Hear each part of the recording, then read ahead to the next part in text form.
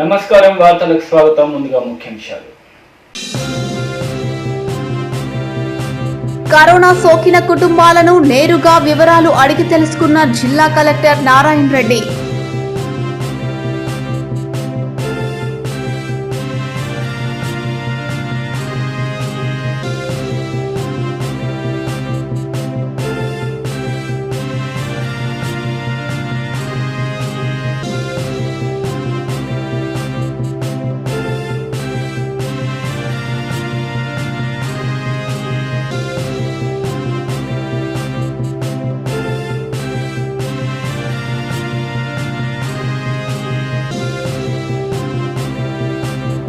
అక్రమ ఇసుక రవాణాకు పాల్పడితే కఠిన చర్యలు తప్పవు. SHO Bodhan rural L Sandeep warning.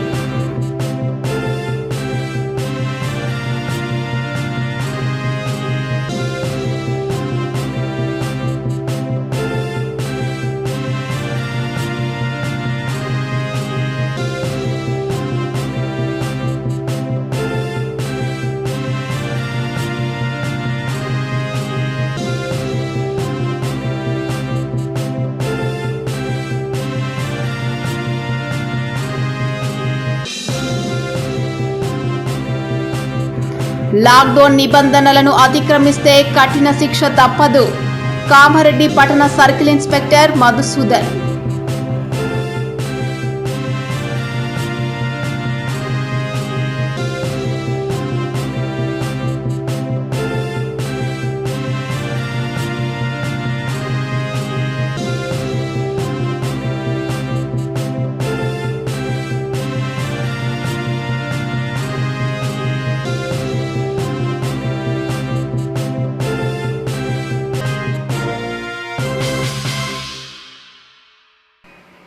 Edapalli మండలంలో కరోనా బాధితుల కుటుంబాలను గుర్తించేందుకు గాను చేపట్టిన ఇంటింటి సర్వే చూసుకునేందుకు నిజామాబాద్ జిల్లా కలెక్టర్ నారాయణ రెడ్డి క్షేత్రస్థాయిలో పరిశీలన చేశారు. ఎడపల్లి మండలంలో కరోనా బాధితుల కుటుంబాలను గుర్తించేందుకు గాను చేపట్టిన ఇంటింటి సర్వే చూసుకునేందుకు నిజామాబాద్ జిల్లా కలెక్టర్ నారాయణ రెడ్డి క్షేత్రస్థాయిలో పరిశీలన చేశారు. అధికారులు సమన్వయ లోపంతో పనిచేస్తే చర్యలు తీసుకుంటానని అధికారులను హెచ్చరించారు.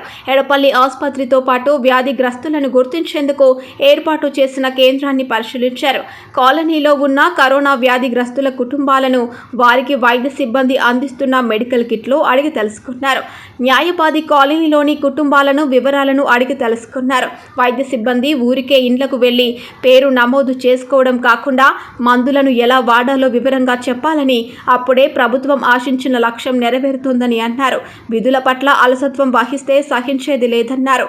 గ్రామ పంచాయతీలకు అందించిన ఆక్సామీటర్లను సద్వినియోగం చేసుకోవాలని సూచించారు. మంగల్పాడ్ గ్రామంలో బాధిత కుటుంబాలకు దగ్గరికి వెళ్లి ధైర్యం చెప్పారు. క్షేత్రస్థాయిలో మండల అధికారులు సమన్వయంతో పనిచేయాలని, లేకుంటే చర్యలు తప్పవని అన్నారు. ఆయన వెంట ఆర్టీఓ రాజేశ్వర్, జెడ్పీ ఉపాధ్యక్షురాలు రజితా యాదవ్, ఎంపీపీ శ్రీనివాస్, తెరాస పార్టీ అధ్యక్షులు న్యావనంది సుభాష్, సర్పంచులు ఆకుల మాధవి శ్రీనివాస్, హనుమన్లు, డీసీపీఓ వినోద, అధికారిని ఏరియా సుల్తానా, తహసీల్దార్ ప్రవీణ్ కుమార్ తదితరులు ఉన్నారు. చాలా మంది వస్తున్నారు సార్. లైన్ అక్కడి వరకు ఉంటుంది సార్. చాలా మంది ఇక్కడ అందరూ చూస్తుంటా ఉన్నారు. ఎక్కువ మంది అయితే ఇక్కడ తెలుసా పిఎస్సీలో కోవిడ్ సంబంధించిన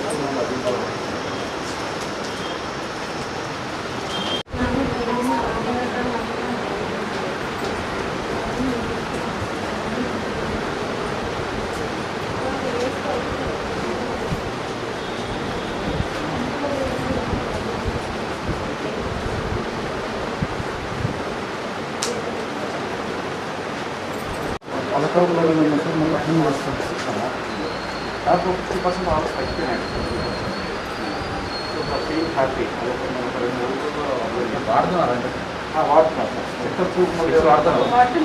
వాడుతున్నారు తగ్గుతున్నాయి సార్. అంటే ఒకటి ఆటోస్ కూడా ఫోన్ చేయడం కానీ అటు వస్తే కనుక్కోవడం కానీ చేస్తూ ఉన్నారు సార్. హాస్పిటల్ వెళ్ళే వరకు అనేది ఒకటి ఉంది సార్ జనాలలో అయితే. అదే ఉన్నారు సార్, జనాలు కూడా అదే అవేర్నెస్ ఇది వాడడం కూడా ఏదో జ్వరం వస్తే కనుక్కుంటూ వాడదు లేదు సార్. ఇది మొత్తం స్టార్ట్ చేయాలి. టాబ్లెట్స్ వాడితే చేయాల్సింది లేదు. సార్ వాళ్ళకి వస్తే జనాలకు చెప్పకుండా వాళ్ళు వచ్చి టెస్ట్ చేయించుకొని కిట్ అయితే తీసుకెళ్తున్నారు. ఎమర్జెన్సీ కాకుండా వాళ్ళు వచ్చి టెస్ట్ చేయించుకొని కిట్ తీసుకెళ్తున్నారు.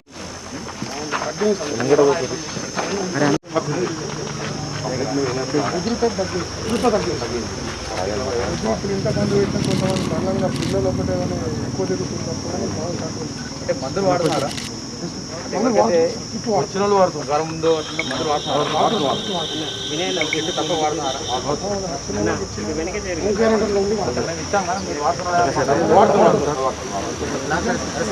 ప్రాణభయం అనేది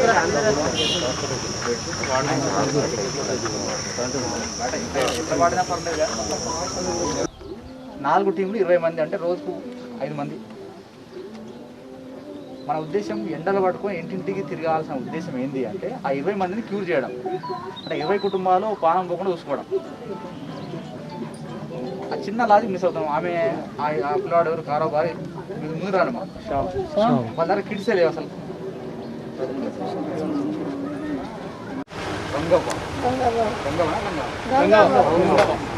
ఏమైనా జ్వరం వచ్చింది అన్నాడు. ఆపరేషన్ అయింది గొప్పకు. గుండె ఆపరేషన్ అయినప్పుడు 10 ఏళ్ళ కింద. నన్ను ఆపరేషన్ అయ్యి 3 ఏళ్ళు నేను లేచి నడిచిపోతుంటే అయితే వచ్చిన కరెంట్ వెళ్ళలేదు.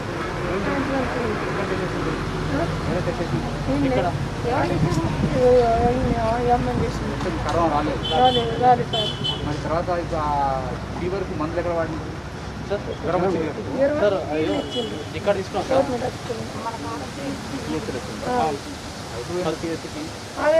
ఆ రోజు వెళ్ళినాం సార్. మళ్ళీ టాబ్లెట్స్ ఏమంటే మళ్ళీ ఇంకో రోజు రమ్మంటే అక్కడ ప్రతిదానికి ఇక్కడే కొంచెం తగ్గొచ్చిండే మళ్ళీ తగ్గున మళ్ళీ మందులు వాడింది.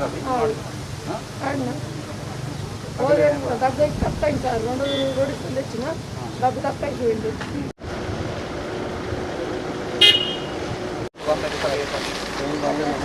అన్ని సర్వీస్ అయిపోయింది. అప్పుడు ఇంటర్నెట్ 48 అవర్స్ చేసాం. పాజిటివ్ వచ్చిన వ్యక్తిని ఇంకా దగ్గర చూసుకోవాలి. పాజిటివ్ కావాలి రోజు మాకు వస్తారు. ఈ ఫేజ్లో మొత్తం 5 సార్. 5 వాళ్ళకి చేస్తాం.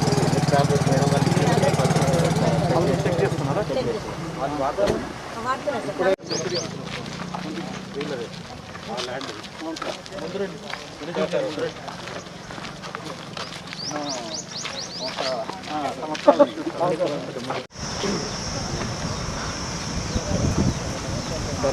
తన పేరు రవి సార్.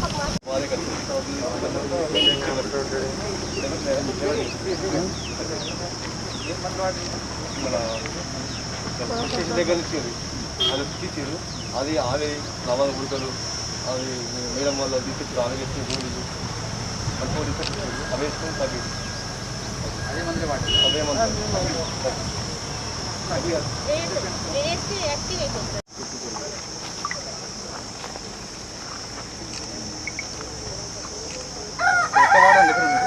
ఎట్లా వాడాలని చెప్పి ఇవే వాడింది. ఇవే వాడింది తగ్గింది. ఏమో బాగుంది. ఇప్పుడు మీకు అంతా క్లియర్ అయిపోయింది. ట్యూషన్ ఎంత వచ్చింది? ఎంత చెప్పు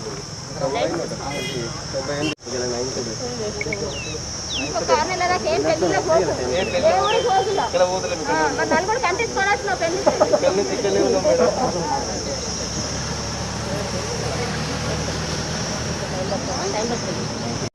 దర్పల్లిలో మోడల్ స్కూల్ హాస్టల్లో కరోనా బాధితుల హోమ్ ఐసోలేషన్ కేంద్రాన్ని నిజామాబాద్ గ్రామీణ శాసన సభ్యులు శ్రీ బాజిరెడ్డి గోవర్ధన్ మరియు దర్పల్లి జెడ్పీటీసీ సభ్యులు బాజిరెడ్డి జగన్మోహన్లు కలిసి ప్రారంభించారు.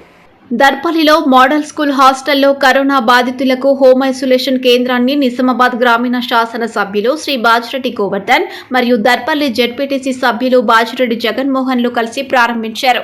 ముందుగా గౌరవ శాసన సభ్యులు శ్రీ బాజిరెడ్డి గోవర్ధన్ గారు రిబ్బన్ కట్ చేసి కరోనాతో బాధపడుతున్న రోగులకై ఏర్పాటు చేసిన ఐసోలేషన్ వార్డును పరిశీలించారు. వారికి ఏర్పాటు చేసిన వసతులపై స్థానిక తహసీల్దార్ గారిని ఆరా తీశారు. మరుగుదొడ్లు మరియు గదులపై రోగులకు అందిస్తున్న పౌష్టికాహారమైన ఆహారం మెనూ అధికారులను అడిగి తెలుసుకున్నారు. తెలంగాణ రాష్ట్ర ప్రభుత్వం కరోనా వ్యాధిగ్రస్తులకు అన్ని విధాలుగా వైద్య ఆరోగ్య సమస్యల పరిష్కారం కొరకు 24 గంటల పాటు పనిచేస్తుందని తెలియజేశారు. దర్పల్లి మండల సీనియర్ నాయకులు ఎంపీటీసీ సుజావుద్దీన్ గారి అకాల మరణం ఎంతగానో కలిచివేసిందని గౌరవ శాసన సభ్యులు శ్రీ బాజిరెడ్డి గోవర్ధన్ గారు తీవ్ర దిగ్భ్రాంతిని వ్యక్తం చేశారు. దర్పల్లి మండలం ఒక మంచి నాయకుడిని కోల్పోయామని ఆవేదన వ్యక్తం చేశారు. ఆయన ఎక్కడున్నా ఆయన ఆత్మకు శాంతి కలగాలని భగవంతుణ్ణి ప్రార్థించారు. ఈ రోజు ఆయన స్వగృహంలో ఆయన కుటుంబ సభ్యులను పరామర్శించి ప్రగాఢ సానుభూతిని వ్యక్తం చేశారు. ఆయన కుటుంబానికి అన్ని విధాలుగా అండగా ఉంటామని గౌరవ శాసన సభ్యులు హామీ ఇచ్చారు. అలాగే దర్పల్లి మండలం దుబాక గ్రామ నివాసి సాక్షి విలేకర్ శేఖర్ గారు కరోనాతో మరణించడం దురదృష్టకరమని ఆయన అన్నారు. ఈ రోజు ఆయన స్వగృహానికి వెళ్లి ఆయన చిత్రపటానికి నివాళులర్పించి ఆయన కుటుంబానికి ప్రగాఢ సానుభూతిని వ్యక్తం చేసి పరామర్శించారు. అన్ని విధాలుగా అండగా ఉంటామని తెలంగాణ రాష్ట్ర ప్రభుత్వం ద్వారా వార్తాపత్రిక విలేకరులకు అందజేస్తున్న రాష్ట్ర ప్రభుత్వం ఆర్థిక సహాయాన్ని అందజేస్తామని హామీ ఇచ్చారు. ఈ కార్యక్రమంలో జిల్లా ఒలింపిక్ సంఘం సభ్యులు గడల శ్రీరాములు, మండల పార్టీ అధ్యక్షులు హనుమంత్ రెడ్డి, సొసైటీ చైర్మన్ చిన్నారెడ్డి, గ్రామ సర్పంచ్ బాలరాజ్, రైతు బంధు సమితి జిల్లా సభ్యులు పీసు రాజ్పాల్ రెడ్డి, మాజీ సొసైటీ చైర్మన్ కిషోర్ రెడ్డి, గ్రామాభివృద్ధి కమిటీ చైర్మన్ రంజిత్, దుబాక సర్పంచ్ వెంకటేష్, ఎంపీటీసీ గంగాధర్, నాయకులు రమేష్, శేఖర్ రెడ్డి, నాయకులు నరేందర్, గంగారెడ్డి, సుభాష్, సురేందర్ గౌడ్, సీనియర్ నాయకులు, మండల ప్రజా ప్రతినిధులు, నాయకులు, కార్యకర్తలు తదితరులు పాల్గొన్నారు. నిజామాబాద్ రూరల్లో కోవిడ్ ఐసోలేషన్ సెంటర్ దర్పల్లిలో ఏర్పాటు చేయడం జరిగింది. ప్రస్తుతం 20 బెడ్లకు పరిమితం చేసినాం. మేము గ్రామాలలో సిరికొండ కానీ దర్పల్లి కానీ మండల్లో ఇంటింటా సర్వే ఏదో జరుగుతూ ఉందో ఆ సర్వేలో రోగ లక్షణాలను బయటపడేటువంటి వ్యక్తులు ఒకవేళ వాళ్ళ ఇళ్లలో ఎక్కువ రూమ్స్ లేకుండా ఎక్కువ టాయిలెట్ లేకుండా ఉన్నవాళ్ళు ఆ ఇంట్లో ఉండకుండా ఇక్కడ వచ్చి జాయిన్ అయితే వాళ్ళకు ఉదయం బ్రేక్ఫాస్ట్, మధ్యాహ్నం లంచ్, రాత్రి డిన్నర్ కూడా పెడతారు, మెడిసిన్ కూడా ఇస్తారు. ఒక బృందం కూడా ఇక్కడ ఉంది, టీం ఉంది. కాబట్టి దీన్ని ఐసోలేషన్ సెంటర్ను తప్పకుండా కోవిడ్ రోగులు ఎవరైతే కోవిడ్ బారిన పడ్డవాళ్ళు ఉంటారో వాళ్ళు తప్పకుండా యూజ్ చేసుకోవాలి. ఎందుకంటే డాక్టర్ పర్యవేక్షణలో నడుస్తుంది కాబట్టి నిజామాబాద్ మన సిరికొండ కానీ దర్పల్లిలో ఉన్న రోగులు నిజామాబాద్ తీసుకెళ్ళి హాస్పిటల్లో జాయిన్ చేస్తున్నారు. హాస్పిటల్లో జాయిన్ చేసే బదులు అంటే మొట్టమొదటి వచ్చినటువంటి లక్షణాలతో ఐసోలేషన్తో తక్కువైంది కాబట్టి దాన్ని దృష్టిలో పెట్టుకొని అలాంటి వాళ్ళు సీరియస్గా లేనటువంటి రోగులు కూడా ఒకసారి ఫస్ట్ టైం అటాక్ అయిన వాళ్ళు ఎలాంటి లక్షణాలు లేని వాళ్ళు జ్వరం వచ్చిన ఏదైనా కానీ ఈ సెంటర్లో అడ్మిట్ అయిపోయి దర్పల్లి సెంటర్లో అడ్మిట్ అయిపోయి ట్రీట్మెంట్ తీసుకోవాలని మనం చేస్తున్నా. ఇది మంచి సద్వినియోగపరచుకోవాలా. వచ్చిన వాళ్ళు ఇళ్లల్లో ఉండి ఒకటే బాత్రూము ఒకటే టాయిలెట్ కుటుంబం అంతా యూజ్ చేసుకుంటే కుటుంబం మొత్తం వ్యాప్తి చేస్తుంది. కాబట్టి అలా చేయకుండా దాన్ని కట్ చేయాలన్నప్పుడు కుటుంబ సభ్యులు రావద్దని అభిప్రాయం ఉన్నప్పుడు ఆ రోగులు ఇక్కడ వచ్చి అడ్మిట్ అయితే ఇక్కడ బెడ్లు గిట్లు అన్నీ ఉన్నాయి కాబట్టి మందుల సౌకర్యం ఉంది కాబట్టి డాక్టర్ ఉన్నాడు కాబట్టి దీన్ని సద్వినియోగపరచుకోవాలని మనం చేస్తున్నాం. రెండవది ప్రజలకు నా విజ్ఞప్తి ఏంటంటే ఈ లాక్డౌన్ విధించడం వల్ల చాలా మట్టుకు ఈ కోవిడ్ వ్యాప్తి తగ్గింది, 50% తగ్గింది. కాబట్టి తప్పకుండా ప్రజలు ప్రతి ఒక్కరూ మాస్క్ పెట్టుకోవాలా, వ్యాక్సిన్లు కూడా అందరూ వేసుకోవాలా. మాస్క్ పెట్టుకోవాలా, వ్యాక్సిన్లు వేసుకోవాలా. ఈ రెండు సమానంగా నడిస్తేనే కరోనాను మనం జయిస్తాం. కాబట్టి ప్రజలు గమనించాల్సింది ఒకటి, డిస్టెన్స్ పాటించాలా, మాస్కులు పెట్టుకోవాలా, వ్యాక్సిన్లు వేసుకోవాలి. ఇవి తప్పకుండా 3 పాటిస్తే తప్పకుండా విదేశాలలో అయితే అమెరికా లాంటి దేశాలలో ఇతర దేశాలలో మాస్క్ లేకుండా తిరుగుతుంది. దానికి కారణం ఏంటంటే 100% వ్యాక్సిన్ అయింది కాబట్టి. 2 వ్యాక్సిన్లు అయినాయి కాబట్టి వాళ్ళు తిరుగుతున్నారు. మనకు కూడా ఆ పరిస్థితి రావాలన్నప్పుడు తప్పకుండా ప్రజలు మాస్క్ తీయద్దు, మాస్క్ పెట్టుకోవాలా, వ్యాక్సిన్ వేసుకోవాలని చెప్పి నేను మనవి చేస్తున్నాను. రోజు రోజుకు పెరుగుతున్న బ్లాక్ ఫంగస్ కేసులతో అధికారులు అప్రమత్తం అవుతున్నారు. బ్లాక్ ఫంగస్ ఉధృతి అధికమవుతున్న నేపథ్యంలో ఎంఆర్ఓ సతీష్ రెడ్డి, ఎస్ఐ రాజ్ భరత్ రెడ్డి పచ్చల నడుకుడలో స్వయంగా కరోనా బాధితులను ఇంటింటికి తిరుగుతూ పరిశీలించారు. రోజు రోజుకు పెరుగుతున్న బ్లాక్ ఫంగస్ కేసులతో అధికారులు అప్రమత్తమవుతున్నారు. బ్లాక్ ఫంగస్ ఉధృతి అధికమవుతున్న నేపథ్యంలో ఎంఆర్ఓ సతీష్ రెడ్డి, ఎస్ఐ రాజ్ భరత్ రెడ్డి పచ్చల నడుకుడాలో స్వయంగా కరోనా బాధితులను ఇంటింటికి తిరుగుతూ పరిశీలించారు. వారి వెంట సర్పంచ్ శ్వేత గంగారెడ్డి మరియు హెల్త్ సూపర్వైజర్ నాగమణి మరియు ఆరోగ్య సిబ్బంది వారితో ఉన్నారు. గత నిన్నటి రోజు వేల్పూర్ మండలం సాహెబ్ గ్రామానికి చెందిన ఉట్నూరు చిన్న గంగారాం గాంధీ హాస్పిటల్లో బ్లాక్ ఫంగస్ తో మరణించాడు. ఈ నేపథ్యంలో వేల్పూర్ మండలంలోని అధికారులు, వైద్య సిబ్బంది అప్రమత్తమై పచ్చల నడుకుడ గ్రామంలో ఇంటింటికి వెళ్లి వారందరినీ పరిశీలించగా గత 3 రోజుల క్రితం ఒక ప్రైవేటు హాస్పిటల్లో ట్రీట్మెంట్ తీసుకుని ఇంటికి వచ్చిన వ్యక్తికి బ్లాక్ ఫంగస్ అనుమానితునిగా గుర్తించారు. హైదరాబాద్లో బెడ్డుల కొరత ఉండడంతో సర్పంచ్ శ్వేత గంగారెడ్డి వెంటనే మంత్రి వేముల ప్రశాంత్ రెడ్డి దృష్టికి తీసుకువెళ్లగా సానుకూలంగా స్పందించిన మంత్రి వేముల ప్రశాంత్ రెడ్డి హైదరాబాద్లోని కోటి ఈఎన్టీ హాస్పిటల్లో బెడ్ అరేంజ్ చేసినట్టు తెలిపి బాధితుడిని సత్వరమే పంపామని సూచించారు. ఈ కార్యక్రమంలో MRO Satish Reddy, SI Raj Bharat Reddy, PFC supervisor Nagamani, గ్రామ సెక్రటరీ నవనీత, ఏఎన్ఎం శోభారాణి, ఆశా వర్కర్లు, రెవెన్యూ సిబ్బంది తదితరులు పాల్గొన్నారు.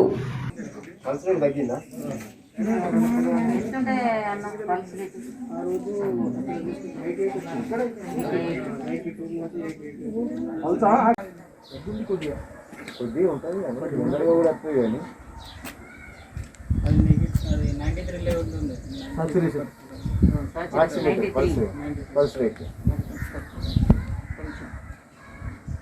చెప్పిండు నెగిటివ్ పాజిటివ్ ఉండదు తమ్ముడు, నీకు ఇన్ఫెక్షన్ ఉండాలి లేదా అనేది ఉంటుంది అంతే. దాంట్లో నెగిటివ్ పాజిటివ్ ఉండదు. నువ్వు ఖచ్చితంగా 14 రోజులు క్వారంటైన్లో ఉండాలి.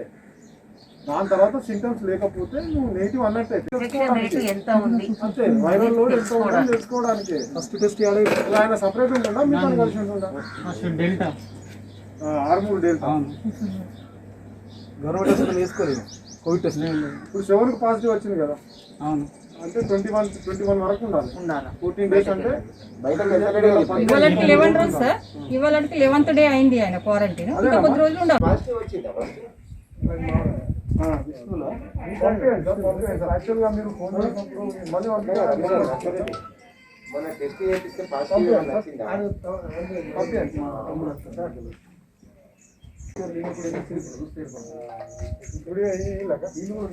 ప్రభుత్వ అనుమతులు లేకుండా మంజీరా నది నుండి ఎవరైనా అక్రమ ఇసుక రవాణాకు పాల్పడినట్లయితే వారిపై కఠిన చర్యలు తీసుకుంటామని SHO Bodhan rural L Sandeep హెచ్చరించారు.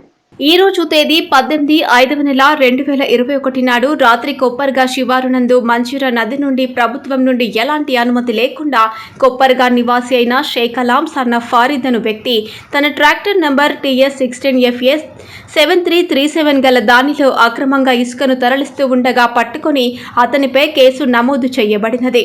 మరియు రాత్రి వేళలో మంజీరా నది నుండి అక్రమంగా ఇసుకను అక్రమ ధనార్జన చేయాలనే ఉద్దేశంతో కొందరు ఇసుక వ్యాపారులు కాజాపూర్, హున్సా, సిద్దాపూర్ శివారులో డంపు చేసిన వాటిని గుర్తించి ఇట్టి అక్రమ ఇసుక రవాణా అడ్డుకొనుటకై మరియు సదరు ఇసుక డంపులపై చర్యల గురించి స్థానిక తహసీల్దార్ గారికి తెలపడమైనది. మంజీరా నది పరివాహక ప్రాంత వాసులు అయిన ఇసుక వ్యాపారులకు మరియు వారికి సహకరిస్తున్న వారిపై ప్రత్యేక నిఘా ఏర్పాటు చేయబడినది. ఎవరైనా అక్రమ ఇసుక రవాణాకు పాల్పడినట్లయితే వారిపై కఠిన చర్యలు తీసుకుంటామని SHO Bodhan rural L Sandeep హెచ్చరించారు. నిన్న రాత్రి కొప్పర్గా గ్రామానికి చెందిన షేక్ అలాం అనే వ్యక్తి కొప్పర్గా శివార్లోని మంజీరా నది నుండి అక్రమంగా ప్రభుత్వ అనుమతి లేకుండా ఇసుకను తరలిస్తుండగా ఒక ట్రాక్టర్ను పట్టుకొని కేసు చేయడం జరిగింది. అదేవిధంగా హున్సా, కాజాపూర్ మరియు సిద్దాపూర్ విలేజ్లో ఉన్నటువంటి అక్రమంగా ఇసుక డంపులను గుర్తించడం జరిగింది. వాటిని సీజ్ చేయడం గురించి తహసీల్దార్ గారికి లెటర్ పెట్టడం జరిగింది. అదేవిధంగా ఇంకెవరైనా అక్రమంగా ప్రభుత్వ అనుమతి లేకుండా ఇసుకను రవాణా చేసినట్టు తెలిస్తే వారిపైన కఠినంగా చర్యలు తీసుకునబడతాయి. అదేవిధంగా ఎవరు కూడా ఇసుకను అక్రమంగా తరలించరాదు. ఒకవేళ అట్టి విధంగా తరలిస్తే మాత్రం వారిపైన కేసులు చేయబడతాయి. అదేవిధంగా వారిపైన ప్రత్యేక నిఘా కూడా ఏర్పాటు చేయడం జరిగింది.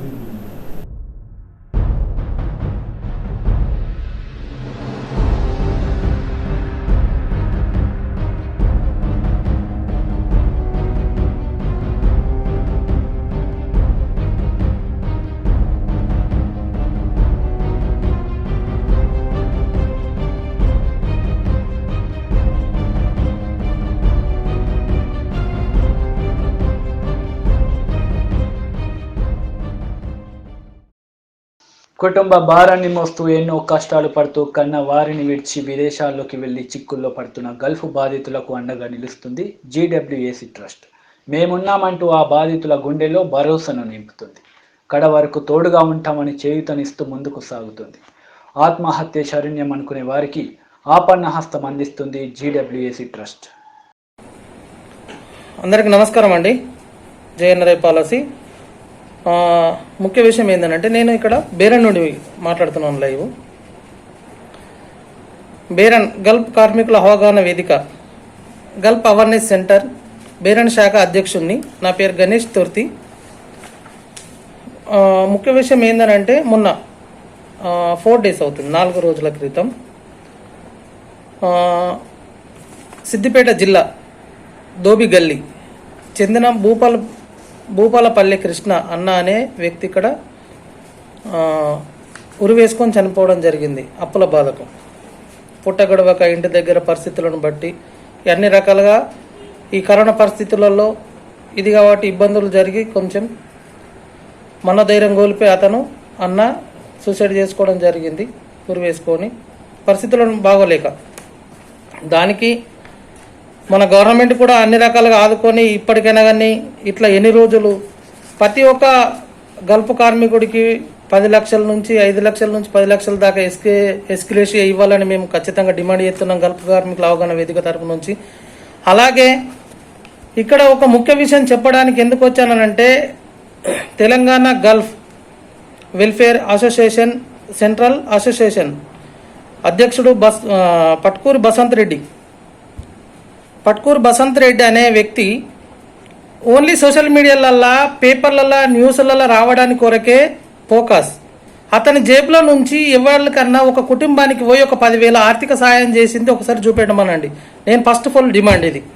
ఓకే, బట్ ఈ విషయం ఎందుకు ఎత్తుతున్నామైన పేరు ఎందుకు ఎత్తాల్సి వచ్చిందనంటే, ఇక్కడ భూపాలపల్లి కృష్ణ అనే వ్యక్తి చనిపోవడం జరిగింది. వాళ్ళకు డాక్యుమెంట్స్ కొరకు మేము సంప్రదించడం జరిగింది, డాక్యుమెంట్ తెప్పించుకోవడం కూడా జరిగింది. బట్ ఈ డాక్యుమెంట్లు పక్కకు పెట్టి అతను సొంతంగా రాసి ఒక లెటర్ మీద, ఈ లెటర్ల మీద పట్కూరు బసంత్ రెడ్డి నేను Telangana Gulf awareness central committee association అని పెట్టుకొని దాని కింద సంతకాలు చేసి పంపించాడు. ఆ పేపర్లు ఎవరికి పంపించినావు నువ్వు? ఫస్ట్ ఆఫ్ ఆల్ బేరన్లో మీ శాఖలు ఏమున్నాయి? మీ మనుషులు ఎవరున్నారు? మీ మనుషులు ఎవరు డీల్ చేస్తున్నారు? అదొకసారి మాకు చెప్పాలా.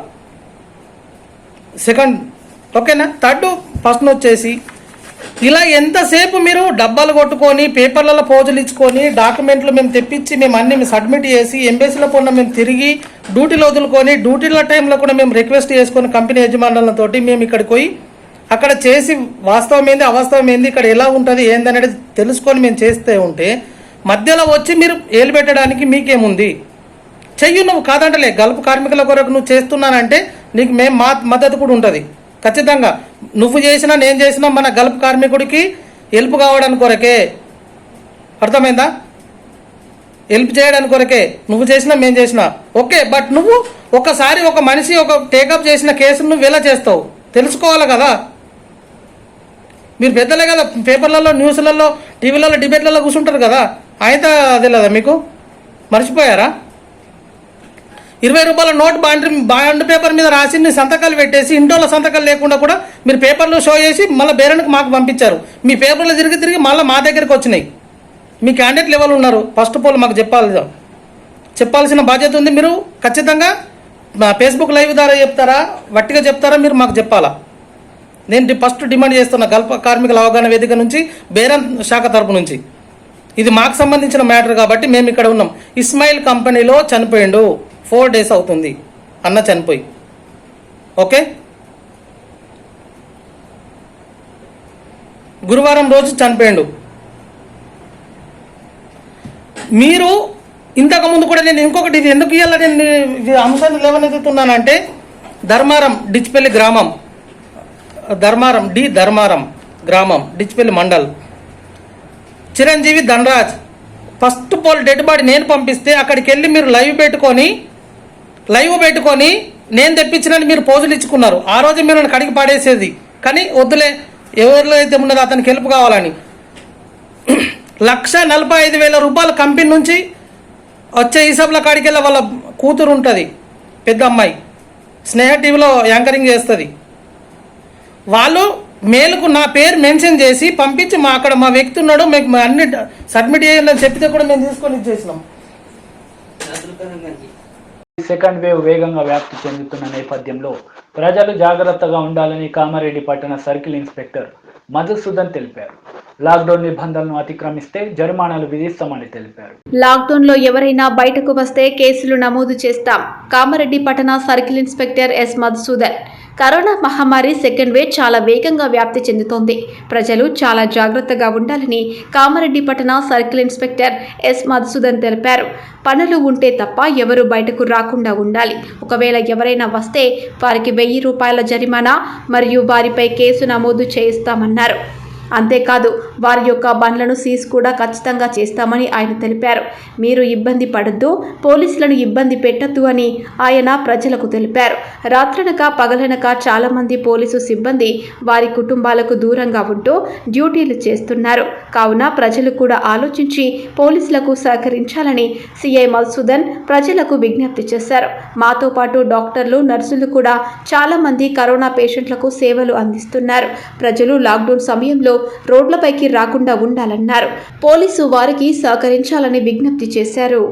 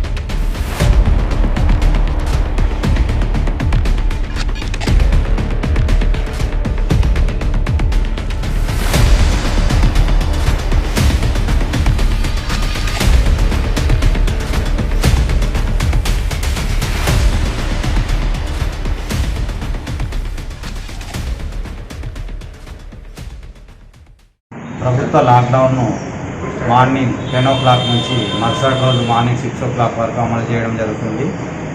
కాబట్టి దయచేసి కారణం లేకుండా ప్రజలు ఎవరు రోడ్లపైకి రాకుండా ఉండగలరు.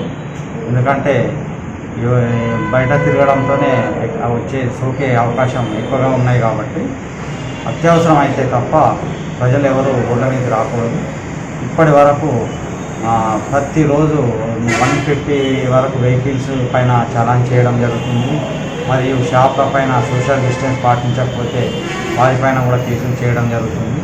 కాబట్టి అందరూ కూడా సహకరించి అత్యవసరం అయితే తప్ప రోడ్ల మీదకి రాకుండా కోవిడ్ నిబంధనలు పాటిస్తూ ఇంట్లోనే గడపగలరని చెప్పి పోలీస్ శాఖ తరఫున నాకు విజ్ఞప్తి. వార్తలు ముగించే ముందు ముఖ్యాంశాలు మరోసారి. కరోనా సోకిన కుటుంబాలను నేరుగా వివరాలు అడిగి తెలుసుకున్న జిల్లా collector Narayana Reddy.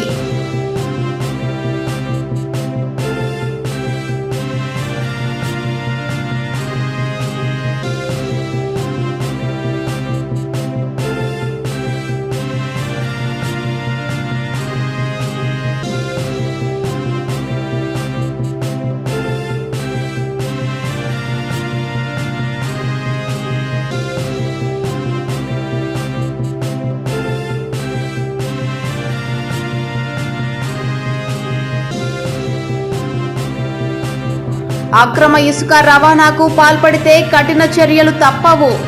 SHO Bodhan rural L Sandeep warning.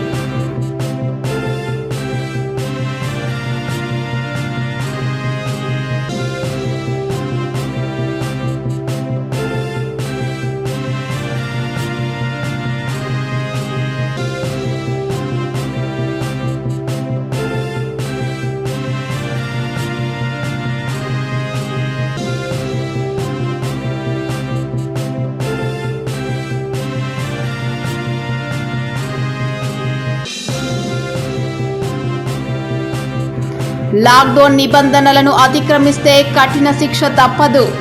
Kamareddy పట్టణ సర్కిల్ ఇన్స్పెక్టర్ మధుసూదన్.